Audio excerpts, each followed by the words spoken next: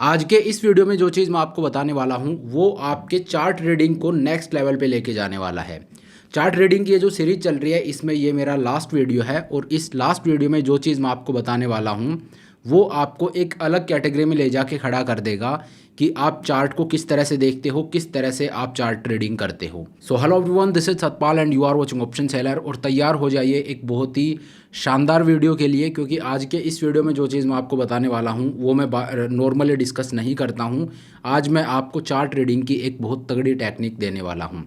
तो चलिए टाइम को वेस्ट नहीं करते, मैं सीधा आपको स्क्रीन के ऊपर लेकर चलता हूँ और बताता हूँ कि क्या ये टेक्निक है और किस तरह से आपको ट्रेड करना है। बहुत सिंपल, ईजी टू अंडरस्टैंड चीज़ है, वो मैं आपको यहाँ पे बताने वाला हूँ।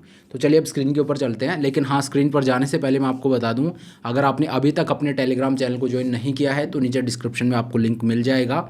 लिंक पे जाके आप अपने टेलीग्राम चैनल को ज्वाइन कर सकते हो। चलिए अब स्क्रीन के ऊपर चलते हैं। तो देखिए, ये मैं आपको ले आया हूँ स्क्रीन के ऊपर। अब आज जो चीज़ मैं आपको बता रहा हूँ वो बड़ी सिंपल है, ईजी टू अंडरस्टैंड है। आपको करना क्या है, आप ये देखिए कि एक तो प्राइस मूव करता है और प्राइस मूव करने के साथ साथ और कई सारे जैसे टूल्स होते हैं, इंडिकेटर्स होते हैं, उसमें बेसिकली कभी मूविंग एवरेज रहेगा, कभी ओसिलेटर रहेगा। तो ये जो सारी चीज़ें होती हैं वो भी उस प्राइस को पीछे पीछे फॉलो करती हैं। ठीक है, तो लेट्स से ये आपका प्राइस मूव कर रहा है, ठीक है। एट द सेम टाइम अगर आप कोई मूविंग एवरेज लगाओगे तो वो भी मोर और लेस इसी तरह से इसी पैटर्न को फॉलो करेगा। ठीक है, अब आपको दोनों जब चीज़ें सेम हैं तो वहाँ पे आपको क्या देखना है, वहाँ पे आपको ये देखना है कि एक बेसिकली डाइवर्जेंस का नाम आपने ज़रूर सुना होगा। ठीक है, आपने डाइवर्जेंस का नाम सुना होगा। डाइवर्जेंस का मतलब क्या हो गया, जब दो चीज़ें, देखिए मैं आपको दिखाता हूँ, इसका एग्जांपल देता हूँ। मान लीजिए ये एक रोड जा रहा है, ठीक है, और यहाँ पे एक गड्ढा हो गया या कोई कुछ काम चल रहा है, तो ये रोड सीधा जाता था पहले, ठीक है, लेकिन अब क्योंकि यहाँ पे ये कुछ गड्ढा हो गया तो इस वजह से अब ऐसे एक डाइवर्जन हो गया और फिर रोड सीधा जा रहा है। ठीक है, तो ये जो डाइवर्जन हुआ है ना, मार्केट में भी इस तरह के डाइवर्जन कई बार होते हैं जिसको डाइवर्जेंस बोलते हैं। ये एक अपॉर्चुनिटी होती है। ठीक है, ये एक अपॉर्चुनिटी होती है किस चीज़ की, कि यहाँ पे मैं श्योरिटी के साथ ये बोल सकता हूँ कि भाई यहाँ से रोड वापस मुड़ के इधर ही आएगा।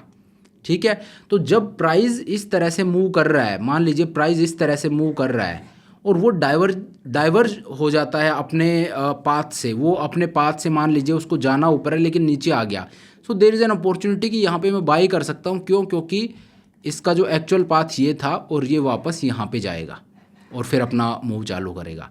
तो ये जो डाइवर्जेंस है ये मुझे मार्केट में देखना होता है। डाइवर्जेंस का दूसरा नाम अपॉर्चुनिटी आप बोल सकते हो। अब ये अपॉर्चुनिटी मुझे मार्केट में किस तरह से देखनी है, कैसे मैं इसको ले सकता हूँ, आज के इस वीडियो में वही मैं आपको बता रहा हूँ। ठीक है, तो बड़ा काम का ही वीडियो होने वाला है और ये आपको करना किस तरह से वो मैं आपको दिखाता हूँ।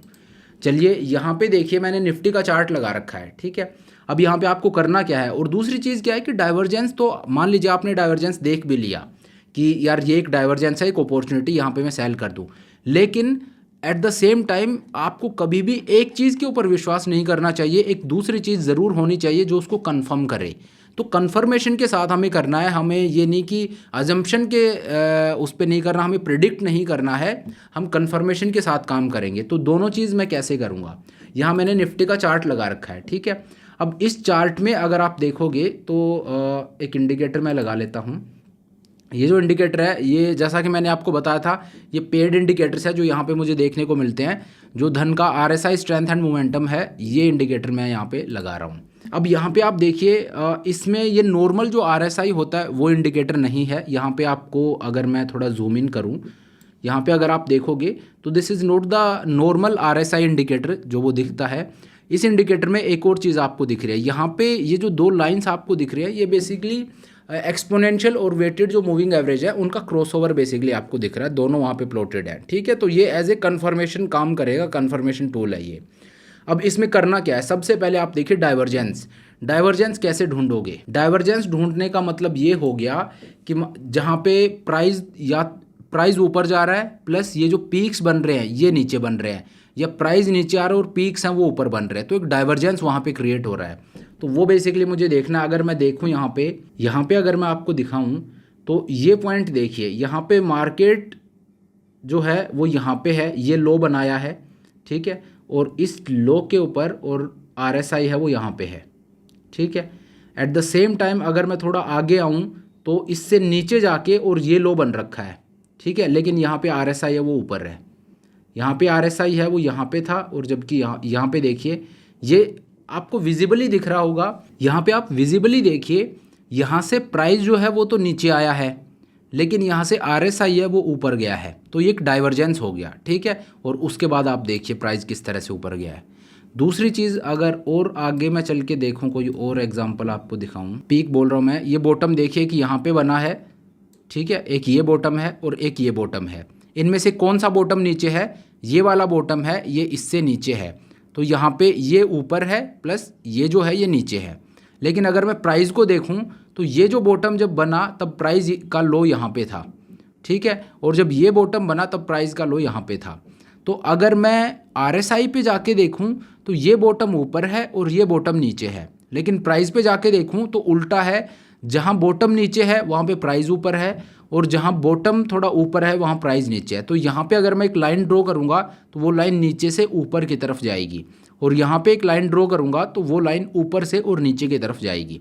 तो ये एक डाइवर्जेंस हो रहा है। कायदे से अगर प्राइस ऊपर जा रहा है तो RSI को भी ऊपर जाना चाहिए था, लेकिन हो क्या रहा है, प्राइस ऊपर जा रहा है, RSI नीचे जा रहा है, तो एक डाइवर्जेंस क्रिएट हो गया। डाइवर्जेंस क्रिएट हो रहा है तो क्या होगा, एक अपॉर्चुनिटी क्रिएट होती है कि यहाँ से प्राइस ऊपर जाएगा। और उसके बाद देखिए आप इस पॉइंट से देखिए, यहाँ पे अगर कोई बाई करेगा तो उसके बाद प्राइस ऊपर गया, थोड़ा नीचे आया, लेकिन आपके बाइंग प्राइस से नीचे नहीं आया है, और उसके बाद आप देखिए, ठीक है। और अभी करंट मार्केट में ऑल्दो कोई ट्रेड रिकमेंडेशन नहीं है, लेकिन एक बहुत काम की चीज़ मैं आपको यहाँ पे दिखाता हूँ, अगर बन रहा होगा तो यहाँ पे आप देखिए ये प्राइस का लो था, ठीक है, ये प्राइस का लो था, और यहाँ पे अगर आप RSI देखोगे तो देखिए कहाँ पे है, ठीक है, ऊपर है। उसके बाद अगला लो बन रहा है RSI का यहाँ पे, और प्राइस देखिए कितने ऊपर गया है।